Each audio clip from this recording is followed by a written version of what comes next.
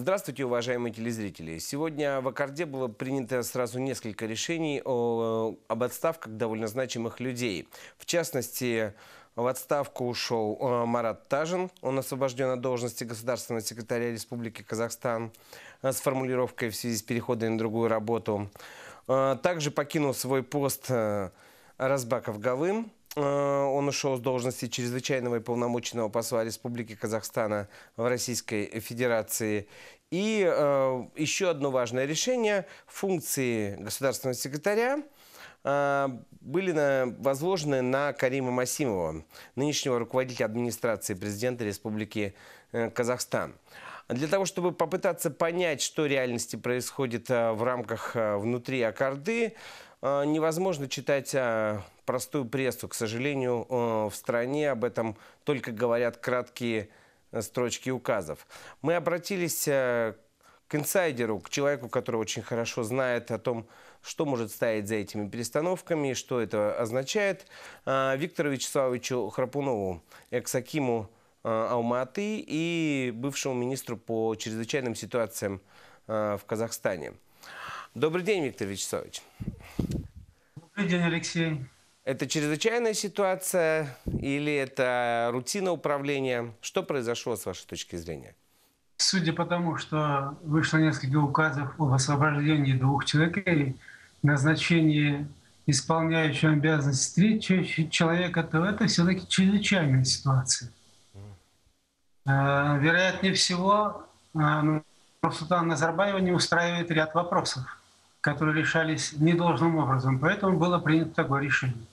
А какие это могут быть вопросы, Виктор Вячеславович? Ну, Алексей, посмотрите, сегодня очень много вопросов стало возникать неожиданно вдруг между Казахстаном и Россией, Россией и Казахстаном. Но неожиданно вдруг это для непросвещенного человека, а для просвещенного человека эта политика была давным-давно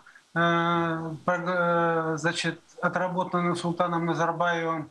И вот сегодня я думаю, что пожинаем уже плоды той политики, которая была не озвучена, а отработана Нурсултаном Назарбаевым. Посмотрите, сколько вопросов сегодня возникло с космодромом Байконур, сколько разночтений. Уважаемый космонавт, герой России, герой Казахстана, уже не знает, что говорить, и говорит постоянно не впопад, и это все идет, так сказать, в копилку увеличения напряженности между Россией и Казахстаном. Сегодня в Казахстане развернулась массовая работа против русских людей, живущих в Казахстане, против русского языка в Казахстане. А в Казахстане, кто не знает, скажу прямо, все делается только по команде президента. Когда в свое время началась новая волна против русского языка, и поднял никто иной, как Мухтар Шаханов, писатель, сам по себе хороший человек, но вот команда поступила выступить против русского языка, и он написал петицию, подписал у многих выдающихся людей Казахстана эту петицию, а затем через какое-то время либо Елбасы испугался, дал команду отмашку назад, и эти люди, которые подписали это письмо, срочно начали отбирать свои подписи под этим письмом. И я думаю, что здесь, конечно, виновата дипломатия. И первый стрелочник, который на этом этапе есть, это посол Казахстана в Российской Федерации, который не обеспечил продвижение положительного имиджа Казахстана, лично Елбасы Назарбаева в Российской Федерации. И благодаря вот этим тенденциям, которые были зарождены в Казахстане, я думаю, что это первая жертва, коль такие факты имеют место, то должна быть реакция от официальной Астаны. И вот официальная Астана принимает решение Галыма Оразбакова освободить от должности чрезвычайного полномочного посла Казахстана в Российской Федерации. А корни очень глубоко находятся в внешней политике Казахстана. И поэтому с этим, как вы думаете, связана вот эта рокировка Марата Тажина и возложение функций госсекретаря на Карима Масимова? Или это случайное совпадение? Алексей, я хочу сказать, что Марат Тажин — это был одна из ключевых фигур команды Нурсултана Назарбаева. Вначале, когда он появился в команде Назарбаева, это была такая мало кому известная серая уточка, обыкновенный преподаватель. И все считали, что вот такой тихий человек ходит, со всем соглашается, со всеми говорит, а он собирал всю информацию, нес ее президенту Назарбаеву, и вместе с покойным ныне Алтынбеком Сарсенбаевым они делали политику в Казахстане. То есть все программы, которые в Казахстане реализовывались, как раз делалось этими людьми. Но господин Сарсенбаев, к чести будет сказано, он в конце концов понял, что его действия в команде президента, как говорится, наступил момент истины.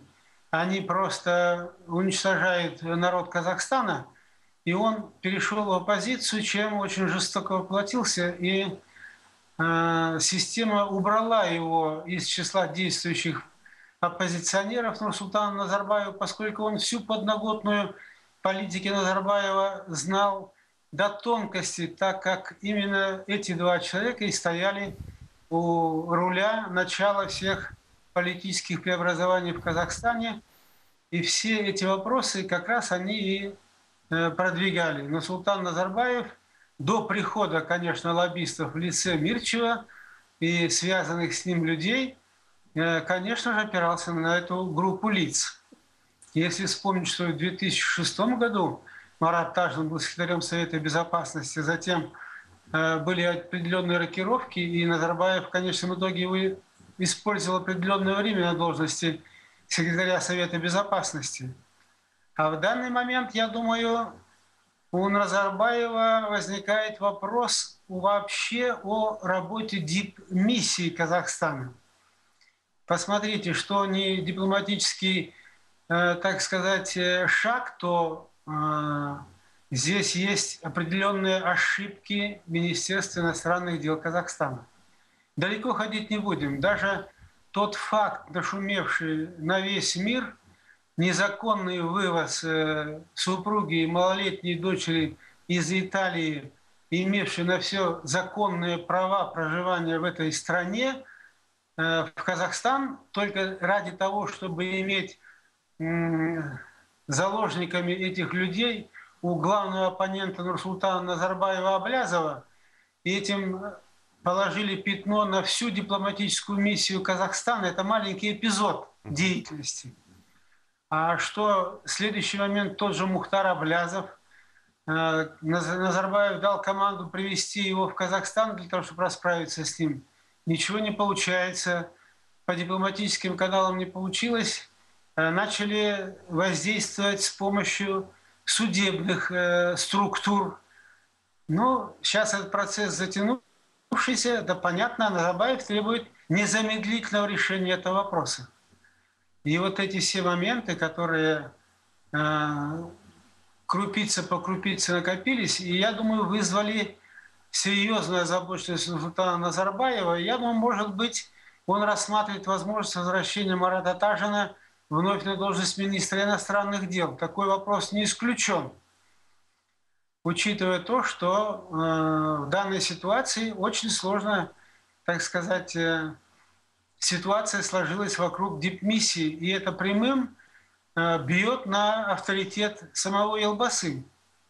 А когда уже стрелки переводятся с одного структурного подразделения Казахстана на личность, которая сегодня неприкосновенна, никто не имеет права ее критиковать, и тем более переводить стрелки, чтобы весь мир, все прогрессивное человечество понимало, что команду о вывозе этой несчастной женщины с малолетним ребенком дал никто иной, как Елбасы Назарбаев, конечно, он терпеть этого не будет. Виктор Вячеславович, и вот, наконец, последний все-таки эпизод. Зачем эту должность возложили, эти обязанности возложили на Карима Масимова? Алексей, Карим Масимов неожиданно, как вы видите, сегодня стал главным действующим лицом в команде президента. Я вспоминаю Карима Масимова, когда он был еще председателем правления АТФ банка. Вначале открывалась дверь, заходили усы Карима Масимова, потом появлялся нос, а потом заходил сам Карим Масимов. Сегодня ситуация в корне поменялась. И от чего она поменялась? Конечно, она поменялась из-за Казахгейта.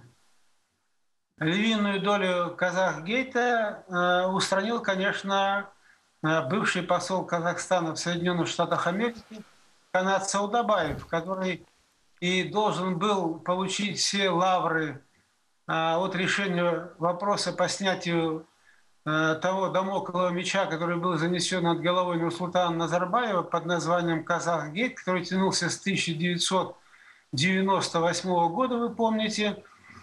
И в этот момент, когда Елбасы возвращался из Соединенных Штатов Америки, где были приняты решения, и, наконец-то, посол Казахстана в Соединенных Штатах Америки уговорил президента Назарбаева сознаться в том, что да, эти деньги на счет Назарбаева были переведены компаниями как взятки за участие в разработке месторождений по добыче углеводородного сырья Казахстана.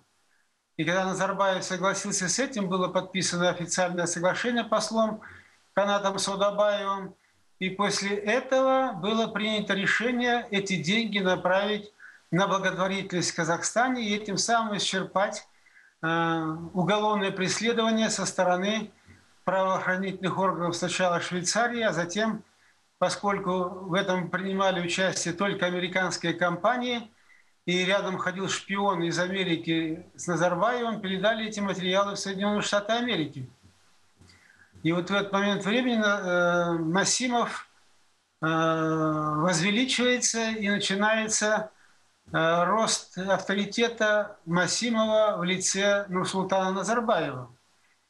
И когда он работал премьер-министром в должности премьер-министра и выполнял все поручения Елбасы Назарбаева без каких-либо проволочек, мало того, активно участвовал в сокрытии всех тех финансовых ресурсов, которые находились на счетах Назарбаева, размещая их и в Сингапуре, и в Китае, и в других государствах, куда господин Масимов часто выезжал и отрабатывал все поручения Нурсултана Назарбаева.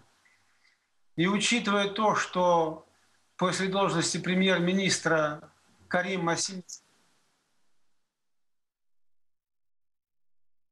Масимов возглавил администрацию президента, то Назарбаев доверил именно ему этот вопрос исполнять обязанности безопасности. Спасибо большое за интересные инсайды, Виктор Вячеславович, за вот такую вот оценку. Я думаю, что в настоящий момент это абсолютно уникальное знание, по крайней мере, для широкой публики. И я думаю, что ваше мнение будет интересно для всех наших телезрителей. Спасибо большое.